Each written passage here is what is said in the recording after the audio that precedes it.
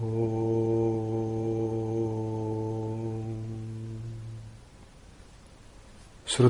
Purananam Alayam Karunalayam Namami Bhagavatpadam Shankaram Lokashankaram Asmad Gurubhyo Namaha. In the last class, we had seen that Shakti or Lakshana. Shakti is the direct word power and Lakshana is the secondary word power. Both these word powers depend on the purport of the sentence. That means, for example, in the present instance, it is Tat Tvam Asi. Tat Tvam Asi as a sentence gives the meaning of identity of both the individual self and the Supreme Self. So there is only one consciousness, one entity and one Chaitanya. So that is the Vakyartha. And both Shakti and Lakshana lead to this Vakyartha, that is the Tatparya only. And after saying that, the author proceeds now that Nanu Tarihi Vedanta Vakyebhya eva Padartha Upastitau Vakyartha Bodhecha Sati Tasya Swataha eva Pramanyat Tena Ajnana Tatkarya Nivrutti Upapattau Kim Vicharena Iti Chet Satyam. It means Tarihi Vedanta Vakyebhya eva Padartha Upastitau. This is the first phrase. It means that the word meaning is remembered from the Vedanta Mahavakya only, directly from the sentences. And the word meaning is understood, then Vakyartha Avagamecha Sati. Then the sentence meaning is also understood. Thus, from the Mahavakya only, we obtain the word meaning and the sentence meaning. Then, the Vedanta Mahavakya being Swataf Pramana. Swataf Pramana means self-authority or self-evident. It means that it doesn't require any other external source to prove its authenticity. So that kind of self-authenticity is there in the Vedanta Vakya. For example, in our daily activities and in our Shastric activities also, a particular sentence requires authenticity from another source. For example, if somebody says something in our day-to-day activities, we have to ascertain that from other source. Thus, we find that a particular activity, particular knowledge, particular word, everything is authenticated by another source. But there is only one ultimate source in the world, that is scripture. Because scriptures are the outcome of profound self-experience of the sages, they do not require any other source for their authentication. So that being the case, when one can get this Sakshatkara directly from the Vedanta Mahavakya, when the Ajnana can be removed, the ignorance, the spiritual blindness, ignorance can be totally removed from the Mahavakya itself, then what is the use of this deliberation?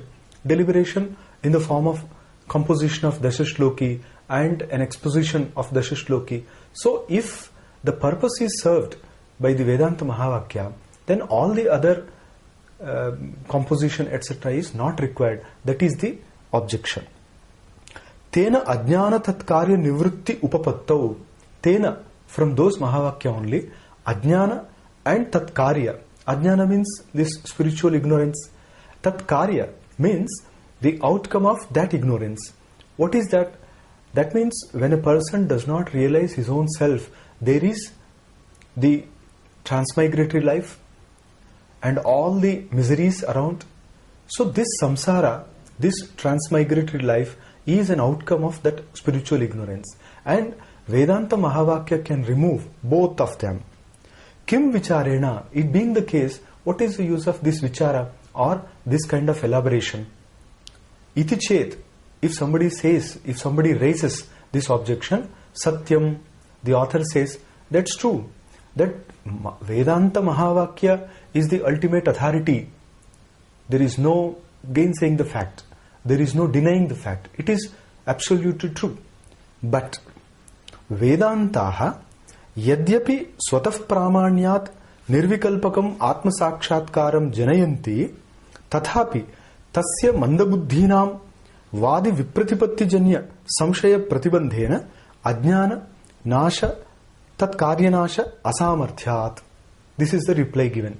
So Madhusudana Saraswati explains that the Vedanta Mahavakya is of course the ultimate authority, but yadyapi te Vedanta shabdaha swatah pramanam, though they are self-authority, te nirvikalpakam atma sakshatkaram janayanti.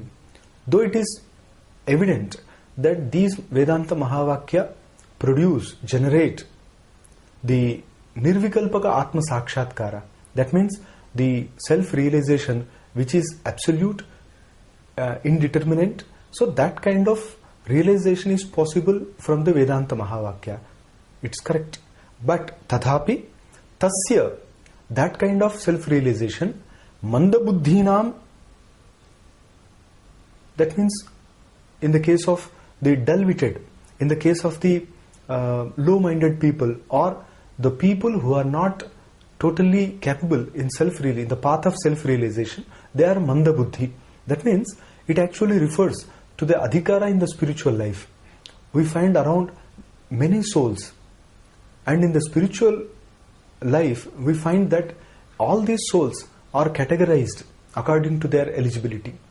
Thus we find that there are some uttama adhikari. Uttama adhikari means who is already inherently and naturally endowed with the spiritual qualities, the essential characteristics. So some people are seen around that they naturally possess those characteristics, and they are the uttama adhikari. They don't require any other means, any other method, any other practice for self-realization. It is natural to them, like Ramana Maharshi, like Ramakrishna Paramahamsa, Vivekananda, and other great spiritual saints. The Madhyama Adhikari, of course there are some other souls which are Madhyama Adhikari. That means they are not absolutely pure, they are not totally renounced or not far away from the spiritual path, but still they are not totally eligible for that path. So they require some kind of the sadhana, Atma Sakshatkara sadhana. That means some practice to tread on the path of the self-realization. Thus we find that there are Uttama Adhikari, Madhyama Adhikari. But there are other called Manda Adhikari or Manda Buddhi.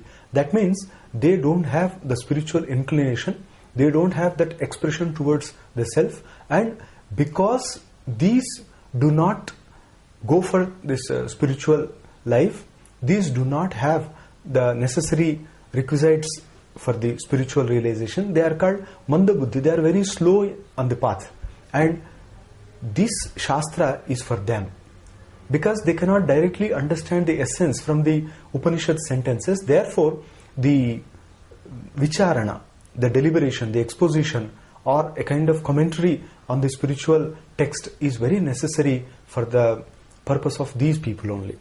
Thus he says, Tasya mandabuddhinam vadi vipratipatti janya samshaya pratibandhena. Because in the case of these mandabuddhi, in the case of the less qualified persons in self-realization, this self-realization is pratibandhena, is obstructed. That means they don't get that direct realization because of vadi vipratipatti janya samshaya. Here there is emphasis on the word samshaya, and that's what Bhagavad Gita also says, samshayatma vinashyati. It makes it very clear that samshaya means doubt, and samshaya atma, that means a person who always doubts and who makes his own self as doubting self, vinashyati, he collapses, he gets a disturbed personality. So samshayatma vinashyati, and that is the base here also, that samshaya, that means these mandabuddhi or the people less qualified in the spiritual path, they get doubt always. They doubt everything that the scriptures proclaim, and because of that they cannot go for self-realization. Always that realization is obstructed because of these doubts. And how are they born? How are they created, these kind of doubts? Now the author says, Vadi vipratipatti janya samshaya. That means these doubts occur because of the various views of the arguing fellows. That means there are so many persons as opponents, prima facie views are there, and because of these divergent views, the person on the spiritual path gets confounded, and this kind of doubt obstructs his self-realization. Thus we find that there are so many people arguing against the Vedanta, and because of their differing contradictory arguments, the person on the spiritual path gets confounded, and because of the doubt, the self-realization does not take place in him. Thus we find that samshaya is the immediate obstacle on the spiritual path, and because of that, ajnana nasha and tat karya nasha asamarthyat, and because of that, since that self-realization does not take place in him, it cannot remove his ignorance and its result, that is the transmigratory life.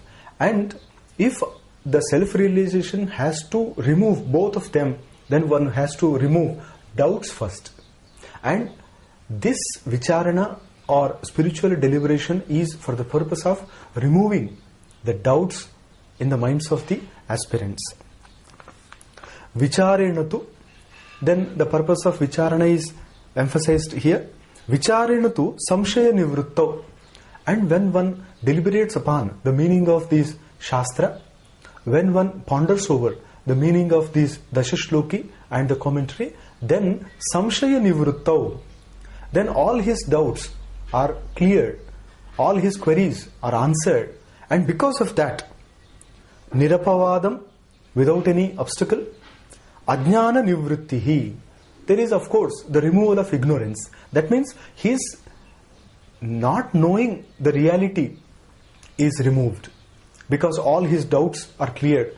If we take the example of Bhagavad Gita, we find there in the beginning Arjuna asks Sri Krishna, please tell me, from between these two, which one is more suitable for me, which one I have to adopt, he asks, and that is the place of samshaya. And actually the Bhagavad Gita itself begins with samshaya. Then in between he says, tad vidhi pranipatena pariprashnena sevaya upadekshanti te jnanam jnaninas tattvadarshinaha. And Lord Krishna makes it very clear that know it, and knowing that alone is your recourse. And at the end of the discourse, when Lord Sri Krishna asks him, Arjuna makes it very clear, nashto mohaha smrutir labdha tvat prasadat mayachyuta.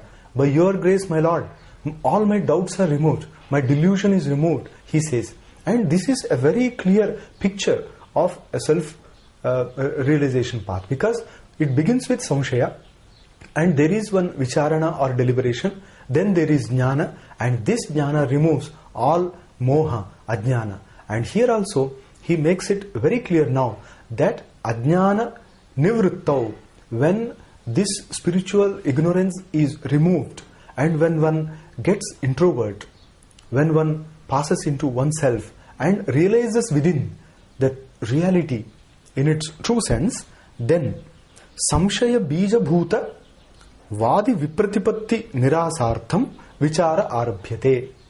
Then this vichara, that means this discussion, is begun now with a view to remove the doubts in the spiritual aspirants. And these doubts are created by the divergent views found in the society around. So there are several views, different, contradictory, and they are not thoroughly examined. And such views being prevalent in the society, a person gets naturally confused. He says, I have to follow this or that. And that being the case, this kind of discussion is very proper here, apt here, and because of such vicharana, the ignorance is removed. For this purpose only, vicharaha arabhyate, the author says that the exposition has begun. Now, tatra. Now, in the if we look back at the entire discussion that has taken place so long, we find that Tat Tvam Asi, that Mahavakya, is the essence of all the Upanishads. And Tat Tvam Asi is the Upadesha Vakya, And Tat Tvam Asi should generate that Aham Brahmasmi experience in the person. Otherwise, Tat Tvam Asi remains as an intellectual pursuit only. And for this purpose, Tat Tvam Asi is the instruction from the teacher. And when a person sits for spiritual absorption, and that getting into oneself and remaining as pure self is Aham Brahmasmi. And it is not any intellectual exercise in the form of Aham Brahma Asmi, etc., but it is only pure experience which is attested by the experience of so many saints in India and around. Here, Tatra, in the Mahavakya, if we take Tat Tvam Asi, Tatra Tvam Padarthe Prathamam Vipratipattayah Pradarshante. Author says that now he begins to show all different views regarding the meaning of Tvam. Tvam means you, and here it refers to the individual soul. And here now what pursues is a discussion about various views about the meaning of this individual soul. Who is that in the body, and who perceives, who cognizes, who experiences, enjoys? Who is he? Who is that essence? So that is the point of discussion here. Tat padarthasya shastra tatparya vishayataya abhyarhitatvepi. Now Madhusudana Saraswati elucidates the Vedanta concept here, that as a matter of fact, tat padartha means the meaning of the word tat. Here in the Upanishadic context, tat means that, and that refers to the pure absolute Brahman.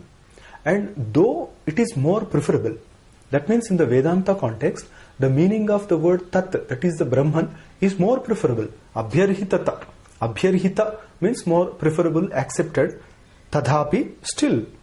Tvam padarthasya shastra phala moksha bhagitaya tatopi abhyarhitatvat. He says the meaning of Tvam, the word Tvam, that means the individual soul, is Shastra Phala Moksha Bhagi. That means it actually gets the salvation, liberation, which is an outcome of the understanding of scriptures. And it is more preferable. That means if we compare both the meaning of the word Tat, meaning of the word Tvam, he says it is true that more preference should be given to the Tat word only. But still, who gets moksha? Who requires moksha? That is the Tvam. And that's why it is taken first for discussion. That's what he says. Tatopi abhyarhita. That means it is more preferable in the beginning. So we go on with the meaning of the Tvam. Tatra, regarding the meaning of Tvam, that means regarding the meaning of Jiva, individual self, there are so many Vipratipatti, there are so many Viruddha Pratipattayah. What is Vipratipatti? Vipratipatti means a wrong opinion, misconception, divergent view. So that is Viruddha Pratipatti. And here we find several such Vipratipatti. And it naturally begins with the view of Charvaka. Charvaka are called the Nastika. They are the atheists. Not only atheists, they are materialists. That means to these Charvaka, matter is real. They are materialists. And they are Charvaka. They are so called in the Sanskrit tradition because Charva Bhakshane, that is the dhatu. Charva Bhakshane means, Charva means to enjoy, eat, experience. And since these people around us, they give importance to material enjoyment, sensual pleasures, they are called Charvaka. There is of course another derivation also, that there was one Rishi called Charvaka, and on his name only his followers have been called as Charvaka. And we find another word in the Kashika Vritti, that Charvi Lokayate Nayate. Nayate Charvi Lokayate. That means a sage called Charvi teaches the Lokayata doctrines to his disciples. So in all these references we find that the Charvaka word is used, and there is another meaning also, that Charuvakaha, that means very flowery and very appealing, attractive word. attractive expression. So that is also called Charvaka. And why it is called so flowery? Because Bhagavad Gita also says, Yamimam pushpitam vacham pravadanti vipaschita. So they consider themselves scholars and they spread this kind of words everywhere, this kind of views everywhere, that there is no self, there is no God, there is no other life, and whatever is there, it is there on this planet, and we have to lead a normal life, not going for any other dharmika, and whatever we get through our senses is real, and because of that only we get bliss, and there is no other boss like Ishvara, Lord, etc. There is no God, there is no heaven, there is no salvation. So in a way they are the Bhautikavada, they are just materials. And S.N. Dasgupta also refers to two kinds of Nastika in his history of Indian philosophy, Dhurta and Sushikshitaha. He says that the Athis are also of two kinds. One is Dhurta, other is Sushikshita. Dhurta, they are not ready to accept any other than four elements. They are Prithvi, Apaha, Tejaha, Vayuhu. That means the earth, the water, the air and the fire. And these Dhurta Charvaka, they do not accept even an entity called space, ether or Akasha. They don't accept that. They are content with the four elements only. And there are other Nastika also, Athis, as we find in the life of Lord Buddha. When Lord Buddha took birth on this planet, there were other kinds of Athis also, Makkali Goshala, Sanjay Velatta Putta, etc. So they also propagated a kind of atheism, that is Niratmavada. Niratmavada means there is no self other than the body. And now the author refers to that kind of view. It says, Dehakarena parinatani chatvari bhutanyeva tvam padarthaha iti charvakaha. The Charvaka opine that Dehakarena parinatani chatvari bhutani eva. That means the four elements only modified in the form of the body are called Atma. There is no other Atma. Chatvari bhutani sharira akarena parinatani tvam padartha. So when one refers to the self, he refers to the body only. Apart from the body there is no soul. And if it exists, if such soul exists, then it should be obtained or comprehended, grasped. Since there is no such grasp, there is no soul apart from the body. That is their contention. And here another word is important, that Deha Karena Parinatani. That means the four elements, they modify in the form of the body. That means this body is a product of earth, water, fire and air. All the four elements are seen here. And in the Vedanta tradition, of course, Akasha is also there, which is the substratum of Shabda within ourselves. But the Nastika do not accept that. And that's why they say only the four elements cause this body, and this is a modification of the elements. That's why it is totally materialistic. And since it is simple matter, there is no other self. A person's efforts to gain something by performing the sacrificial rites or rituals, etc., is frivolous, is of no use at all. So they say that because there is no soul, all the scriptural statements, all the scriptural injunctions, recommendations are waste. A person need not try for all that. And na pretya samujñasti, they also take as authority the sentence from Brihadaranyaka. They say, na pretya samujñasti, after death there is no remnant, there is no recognition. That means after death the person is not identified anywhere around, that this person has taken birth here or this person has gone somewhere, etc. So because of this also, the body itself should be accepted as the meaning of the word you or the soul. So body is the soul. How is it possible? Can the four elements turn into the matter called body? They give the example of the betel nuts, betel leaves, the all these materialistic, all these things coming together cause the redness in the mouth.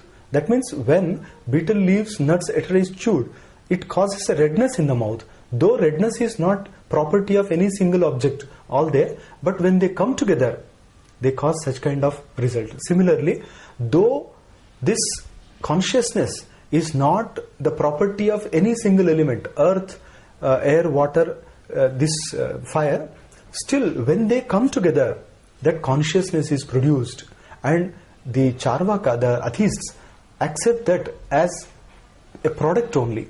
Thus, the Atma is a product. That's what the Charvaka say.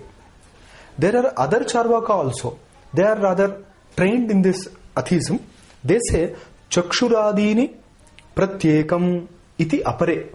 Apare, the other Charvaka, the other materialists, they say, Chakshuradini pratyekam. That means they do not call the congregation of all the four elements as the soul. Instead, they say the sense organs, like the eyes, ears, nose, tongue, and skin. These are the 5 sense organs. And they say, pratyekam, chakshuradini pratyekam tvam padarthaha. So the word should be borrowed from the previous sentence. Then when it is connected with the present sentence, the entire sentence meaning will be that each sense organ will be the meaning of the word tvam. That means there is no soul. Eyes, soul. Ear, soul. Tongue, soul. Skin, soul. There is no separate soul, because the consciousness or the cognition that pervades through, that is filled within the body. Therefore, the sense organs should be called as soul. That is their concept. But there are other, they say, not separately, militani. This is the third view. That means other materialists hold the opinion that militani, chakshuradini indriyani. That means all the 5 sense organs put together called soul. That means each sense organ cannot be called as the self, because in that case what would happen? When a person loses his eyes, then we will have to say that he has lost his soul. Those skin and other sense organs are present. And because of this particular problem, they say militani. That means all the sense organs put together means one self. This is their view.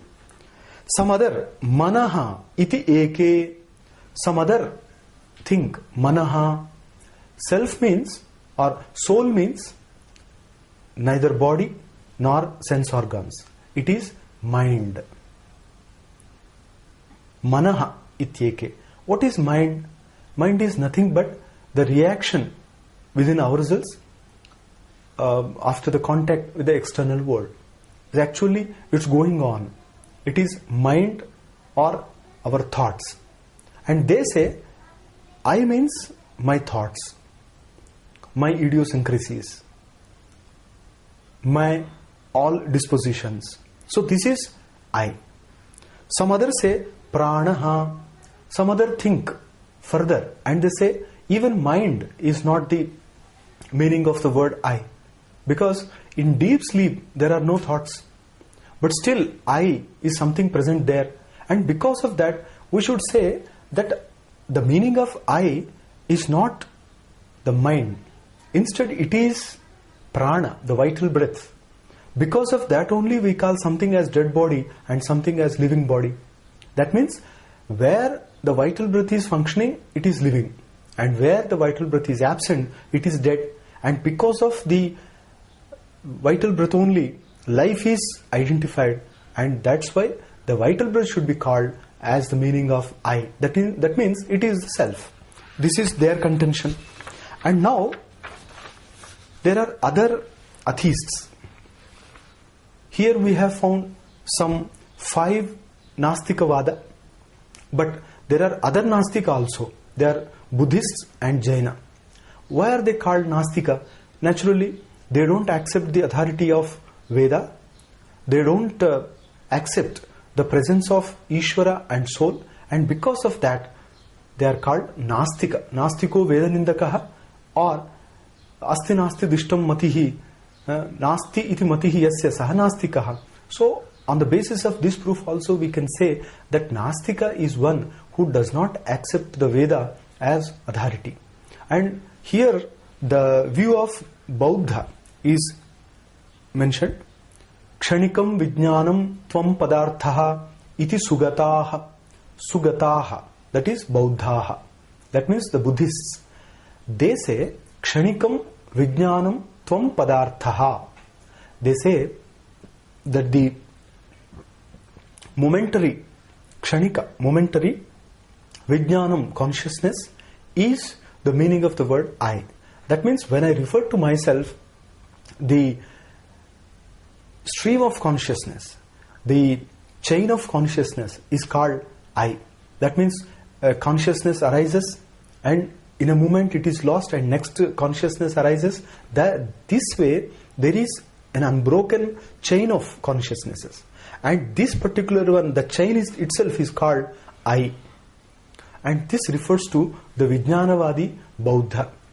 In the Buddhism we find that after Buddha's Nirvana, there were 4 schools, the philosophical schools of Buddhism, that is Yogachara, Vaibhashika, Sautrantika and Madhyamika.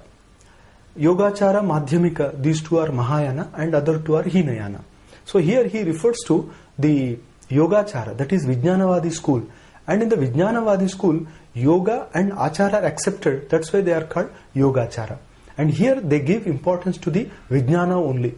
Because it is believed that Lord Buddha himself told them 4 things. Sarvam Kshanikam Kshanikam, Sarvam Vijnanam Vijnanam, Sarvam Shunyam Shunyam, Sarvam Anatmam Anatmam. So on the basis of these instructions only, these people adhere to the view that everything is Kshanika and Vijnana. That means in the world everything undergoes change. That's why you cannot take bath in the same waters twice. That's what the Greek philosophy says. No person can take bath in the same waters twice, because it is ever flowing, and one cannot expect the same water to be there. Similarly, in our day-to-day activities also around the world, every moment, every second, several changes take place. And because of changes, nothing is permanent. And these refer to that Kshanikam. There is nothing called permanent in the world. And there is one reality, though it is Kshanika, one reality, it is called Vijnanam. And Vijnanam means consciousness. And Chetana. And this Vijnanam, the Bauddha scholars have categorized it as Alaya Vijnana and Pravritti Vijnana. That means Alaya Vijnana is the I consciousness. I consciousness. This is the Alaya Vijnana. Aham Padaspadam. And there is another Pravritti Vijnana, that is Idam Padaspadam. That means one is the matter of I, Alaya Vijnana, and other is the matter of this, that, etc. That is matter, object. So subject and object, these are Alaya Vijnana and Pravritti Vijnana. In whatever form it is, after all, the Vijnana is Kshanika. And these Vijnana Parampara, Santana, take place in our body every moment. That means we understand this as some book, this as some chair, that as table. So this way, when we get several cognitions, there we find a chain of cognitions. And each cognition remains for a single moment. And it is lost in the next moment. But before dying, it passes samskara to the next one, and the next one is born, and the next one also lasts for a second. This way, everything is kshanika, momentary, transient. That's what this philosophy says.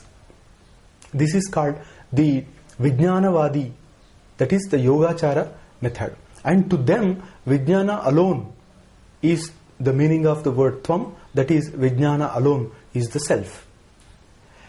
There is a problem in here that if everything is only transient, if everything remains for only a second, then what about the recognition that yesterday whatever I had seen, the same I am able to recognize today. I am able to recollect also. If something is not there within me, which can recollect, experience, enjoy, retain and reproduce, then the entire world activity will be disturbed. And for that purpose only, the other scholars of course prefer some entity called Atma, That's what we are going to see hereafter. Then, as seventh view, the author presents here the view of Madhyamika, the Madhyamika Bauddha. Madhyamika belong to Mahayana, of course, and the one popular name attached to this Madhyamika school is Nagarjunacharya.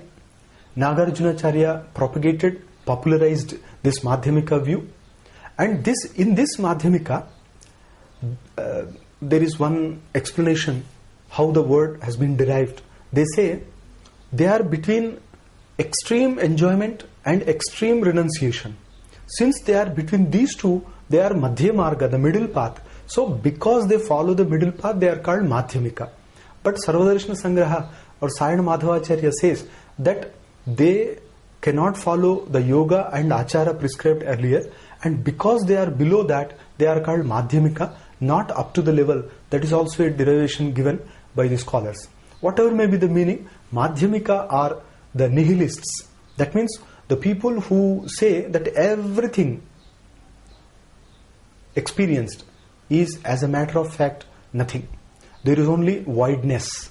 That means on close observation, on close analysis, we find that in the world nothing can be defined, nothing can be properly made clear, properly defined, analyzed, characterized, and because of that everything is only void, shunya, that is nirdharmaka. Sarvam shunyam is their contention. And here they say asti nasti tadubhaya tadanubhaya koti vinirmuktam tattva. It means that the shunya is not absolute voidness, that they don't say that nothing is there, but they want to say that whatever other people want to say, it is shunya. For this purpose, that it cannot be called as real, nor unreal, nor both. This way, it is beyond all such expressions. The Vedantians, of course, call that as anirvachaniya, and the Buddhists call this as shunya. That's why in Madhyamika Karika also, Nagarjunacharya warns us against misunderstanding the concept shunya. He says pratitya samutpada. According to the Buddhist philosophy, if we are able to understand pratitya samutpada around the world and within ourselves, then we will be able to understand the shunya concept. Otherwise, there is every chance of being misled by the wrong commentaries. And here shunya is the reality, but it is beyond all expression, beyond all definition. That's what they want to say. And that's why they say shunyam.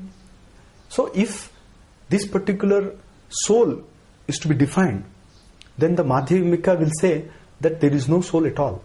Soul is shunya. You cannot positively say that soul exists, nor you cannot negate its existence also. This way, the soul is only shunya.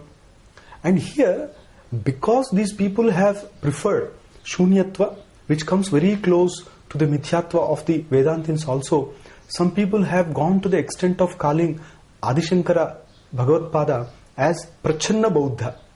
That means a Bauddha in the disguise of an Advaita Vedanti. So they say that both Advaita Vedanta and Buddhism are same, and Shankaracharya has adopted Buddhism only, and he is in the garb of a Vedantin. Otherwise he is only a Buddhist, they say.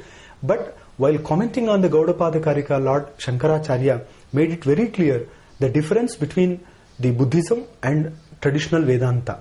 He said that in your philosophy, sarvam shunyam. That means you call everything shunya. But in our Upanishad philosophy, Brahma, Satyam, that is the major difference between both of us, that we call the Brahman, or we accept the Brahman as the absolute reality. That's why in our view, everything is not shunya. That is the major difference. And second thing, that you depend more on yukti, more on intellect, more on logic, whereas we have the Upanishads, the Veda as the authority. On basis of these also, we differ from the Buddhists. That's what he says, and several times he has vehemently criticized the views of Buddhism also. Therefore, Vedanta is different from Buddhism. Second thing, Shunyam Tvam Padarthaha. That means there is no such thing called Atma, and Atma is Shunya.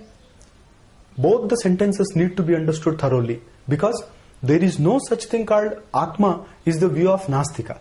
But Nagarjunacharya says, Tvam Padarthaha Shunyam.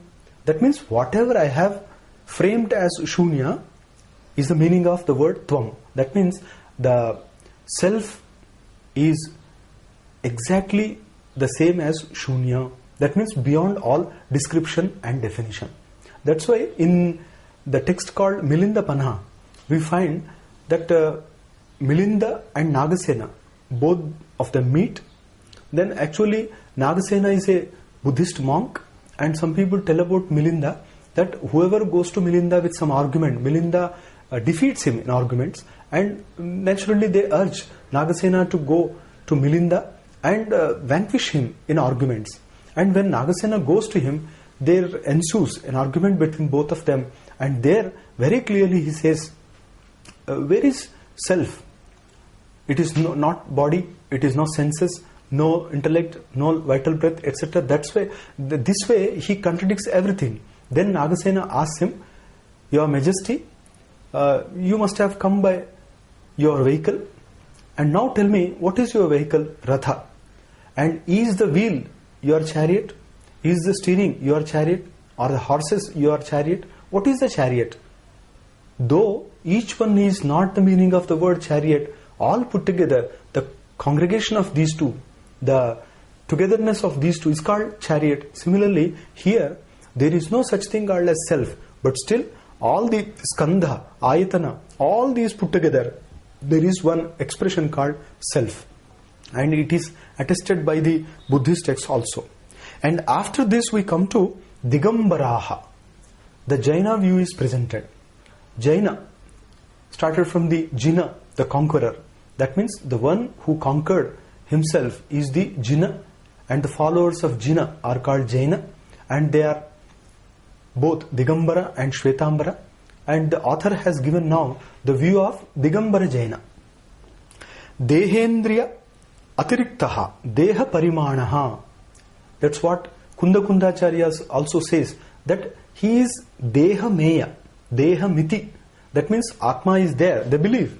But this Atma is of the form of consciousness. He is in the body, Karta, Bhokta, and he is in the body. And being in the body, the soul pervades Anakagram, to the top of the nail also, it pervades. And because of that, they say that the soul has the measurement of the body. That means he is of the size of the body. That means in a small body of an ant, the soul will be of that size.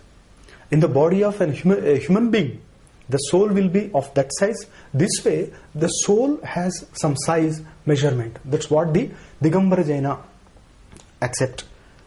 There is of course the problem that if we attribute this kind of size and measurement to the soul, then the soul will be as good as accepting the soul as having decay, growth, all that.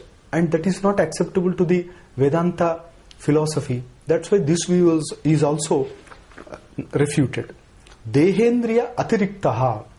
That means the Jaina, the Digambara Jaina accept that the soul is apart from, different from the body and the senses, and the soul is of the size of the body only. And this is the logical solution according to them, that when the soul leaves this body, according to their karma, it will take another body, and because of this capability of accommodating itself in the next body, it will immediately occupy that. And this leads to the inference that the soul must be of the size of the body. This is their theory. And now the author comes to the view of three schools: Vaiseshika, Tarkika, Prabhakaraha. Of course, Prabhakara means the Mimamsaka, but still we can call all these as logicians. Vaiseshika are the followers of Vaiseshika Darshana, Tarkika are the followers of the Nyaya Shastra, Prabhakara are the followers of the Prabhakara Mimamsaka, and according to these people, Karta, Bhokta, Jadaha, Vibhu, Iti. So, according to these people, soul, self is Karta, doer, the performer, Bhokta, the enjoyer, Jadaha, but himself not of the nature of consciousness or knowledge. He is Jada, inert, Vibhuhu, but all pervading. So now we find that these Vaiseshika, according to the Vaiseshik Darshana, Jnanadhikaranam, Atma, Jnana is a quality, Atma is a substance, and Atma has 14 qualities, one of them being the intellect itself, knowledge itself. So knowledge is a property or quality of the soul. As such, the soul is Jada. That's what they say. And according to them, Jivaha Aneke, Pratishariram Bhinnaha. So they are many and they are different. They are separate to separate body. That means in each body there will be different soul. That's what they accept.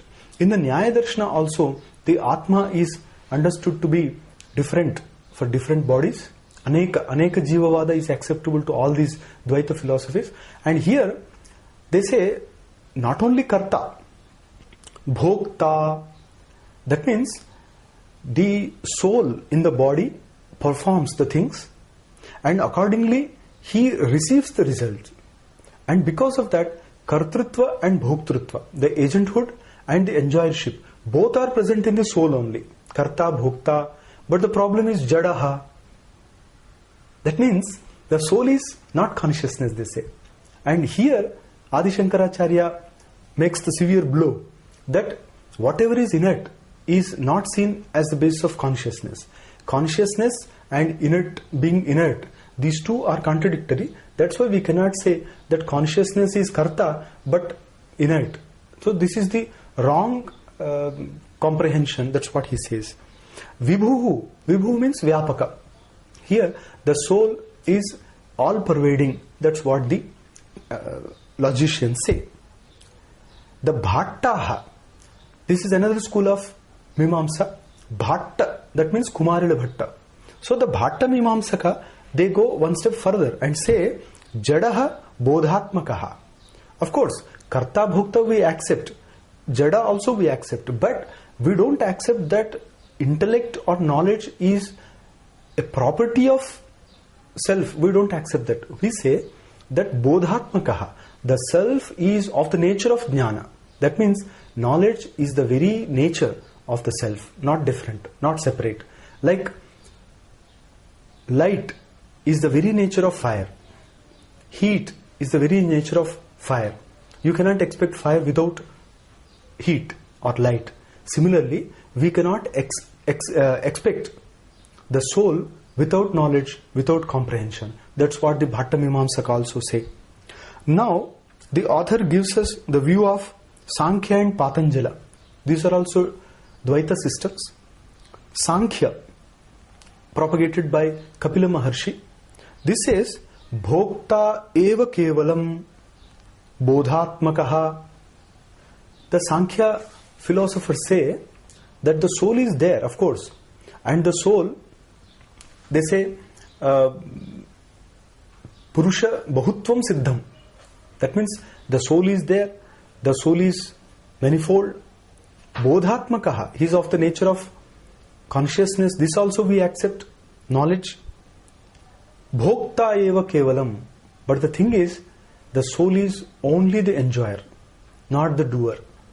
And it is a very big problem in the Sankhya philosophy, which Shankaracharya criticized in the Brahma Sutra, 2nd Adhyaya, 2nd Pada. So he criticized there the Sankhya philosophy. But what do they say? They say that Prakriti is the equilibrium of three constituents: Sattva, Rajas, Tamas. The Sankhya philosophy says that the entire world is a product of three constituents: Sattva, Rajas, Tamas. Sattva constituent means Sattvam Laghu Prakashakam. That means which causes lightness, which is Prakashaka, which brightens everything, illuminates everything, that is Sattva Guna. Rajoguna, that is Chalam, that is always moving, vibrant.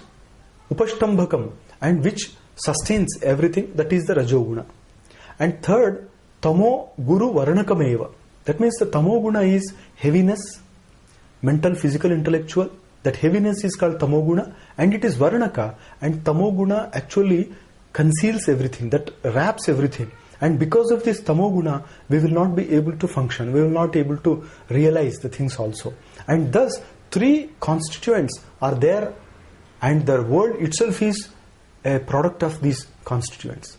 But the only difference is that when these three constituents are in perfect equilibrium, equipoised state, they are called Prakriti. Prakriti, prime matrix, the prime cause of the universe, that is the Prakriti. But when there is some disturbance in the position of these three, that sometimes Sattva dominates, sometimes Rajas, sometimes Tamas. So this way, when there is some disturbance in these three constituents, that causes the creation. Thus we have from Prakriti the intellect, from intellect we have the ego, from ego we have the senses on one side and the subtle elements on the other side, and from these subtle elements and the senses only the gross elements are created. This way we come down to the gross elements, but the cause of these gross elements ultimately is the prime matrix, Prakriti. That's what they say. And everything is a product of Prakriti, excepting the consciousness. Consciousness as Purusha is a separate entity. Otherwise there will be 24 entities. All put together, there will be 25 entities accepted by the Sankhya philosophers. Here, the 24, that means the inert, Jada, that is the Vishwa there. And when there is a contact between these two, that means when the inert, lifeless Prakriti comes in contact with the consciousness, that is Purusha, because of these two, because of the conjunction of these two, Prakriti Purusha Sanyogaha Tat Krita Sargaha. And as a result of the contact of these two, matter and consciousness, there is Sargaha, the creation takes place. And here we find in the Sankhya philosophy that Kartrutva, that means doing something, performance, the agenthood, is the property of Prakriti only. And consciousness is pure. Consciousness is only of the nature of knowledge, and everything is carried out by the Prakriti, the inert matter only. This is what they say. Bhokta eva kevalam. That's why the author has deliberately used the word eva here after bhokta. Bhokta eva means the self is not karta. And where is kartrutva? Kartrutva is ascribed to the Prakriti only. That's why Bhagavad Gita also says, Prakritehe kriyamanani gunaih karmani sarvashaha. That means Prakritehe gunaihi karmani kriyante. That means everything is activated, everything is performed by the guna, by the constituents of the Prakriti. That means the matter around. And gunaih karmani sarvashaha ahankara vimudhatma karta ahamiti manyate. That means only a person blinded by his ignorance thinks that he is the karta. So Bhagavad Gita also says that the self is not karta. And here the Sankhya philosophers say that bhokta eva kevalam. But bodhatmakaha, but his nature is knowledge. That's what the Sankhya say. What about the Patanjala? Patanjala means the followers of Patanjali Raja Yoga. In the Raja Yoga, there is no direct reference to the nature of self or the definition of self, but there is one sutra in the second pada which says that pratyaya anupashyaha. That means the self expresses itself, enjoys itself, connects itself through the pratyaya. Pratyaya means the thought wave, the chitta vritti. So through that it connects with the universe, and thus they have given. And it is in a way antahkarana vritti upahita chaitanya, we can say that the consciousness conditioned by the personal mind, ideas, thinking, etc. That is called soul, according to the yoga philosophy also. Now, ultimately the author comes to the theory of the Upanishad. What do the followers of Upanishad or the sages of Upanishads say? They say, avidyaya kartrutva bhak. What is the meaning of I? Who am I?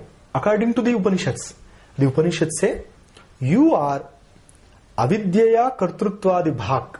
That means you are a doer, enjoyer, everything. But it is just because of the avidya or non-realization of the self or spiritual ignorance. So, a person is karta, bhokta as long as there is ignorance.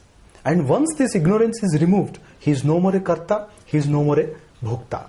So this is what they want to emphasize. They say, avidyaya, just because of this non-realization of the nature of self, nature of the Brahman, the reality, just because of that he is karta bhokta. So this is an ascribed one. That's what Shankaracharya also said, that it is upadhi vashat.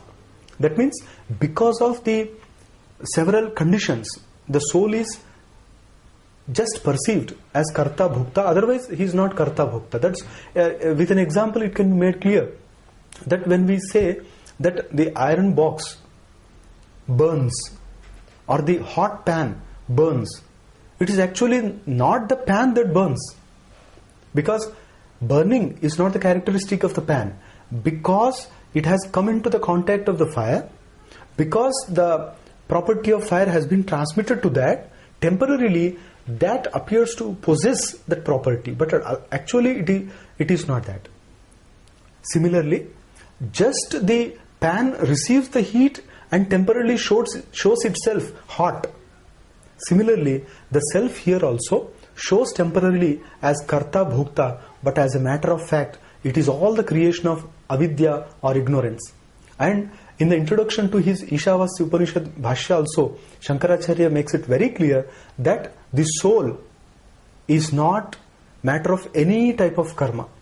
And because it is always pure, because it is always eternal, nothing can make it pure, nothing can remove any other thing from that, nothing can change or bring any change in that. So that is the nature of self. That's what Shankaracharya explained in several of his Bhashya also. So here, avidyaya kartrutva adi bhak. Kartrutva adi bhak. Bhak means bhajati iti bhak. That means who gets temporarily this kartrutva adi. Kartrutva, and by the word adi we can include bhoktrutva also. So all these are only conditional, these are ascribed one, and once ignorance is removed, all these feelings are also removed. Nirdharmakaha, but paramarthataha nirdharmakaha. The Upanishadic sages say that the soul in the body is paramarthataha, in the absolute sense, nirdharmakaha, absolute only. That means without any conditions, without any limitations, without any properties, it is reality as such. Paramananda bodhaha eva, and the self is absolutely the beatitude, bliss, and it is bliss alone. Iti Upanishadaha, and thus say the followers of the Upanishads. That means the Upanishads and the followers means the Vedantists also. Thus we find that there are altogether some 12 views presented here, and the author says that Vadi Vipratipatti, that means these are all various divergent views regarding the nature of self. Vadi Vipratipatti Janya Samshaya, and when such views are prevalent in the society, a person on the spiritual path is confused.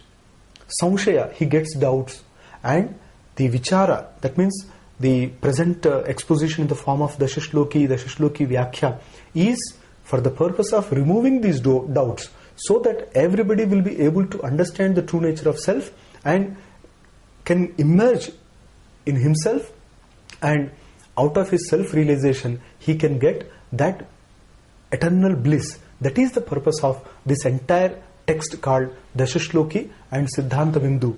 That's what the author says here. And now, till this part, we have seen the introductory part, and after this we come to the first shloka. In the next class we will go with the first shloka and its meaning also. And